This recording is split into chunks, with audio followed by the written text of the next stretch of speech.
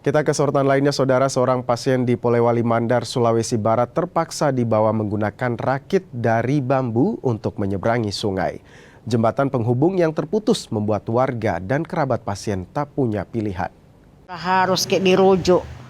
Pasien rujukan dari Desa Tapua, Kecamatan Matanga, Kabupaten Polewali Mandar terpaksa menyeberangi sungai menggunakan rakit bambu.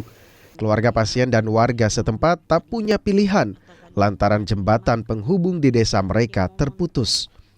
Pasien bernama Jasman dan harus dirujuk ke Rumah Sakit Umum Daerah Haja Andi Depu di Polewali Mandar lantaran kondisi kesehatannya memburuk.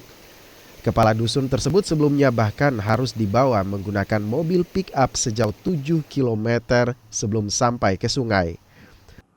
Dikasih turun lagi di mobil, baru dikasih naik lagi di rakit. Itu siapa yang antar rakit itu? Oh, yang mengantar rakit ini keluarganya, terus begitu dia dikasih naik di rakit.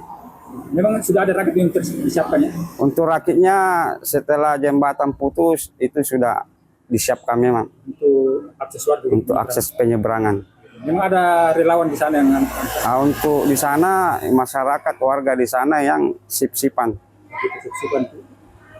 Sekitar 1.000 warga di 4 dusun yakni Tapua, Pamombong, Pusendana, dan Sepang masih terisolir dampak jembatan putus. Aktivitas warga terganggu termasuk pendidikan, ekonomi, dan pelayanan kesehatan.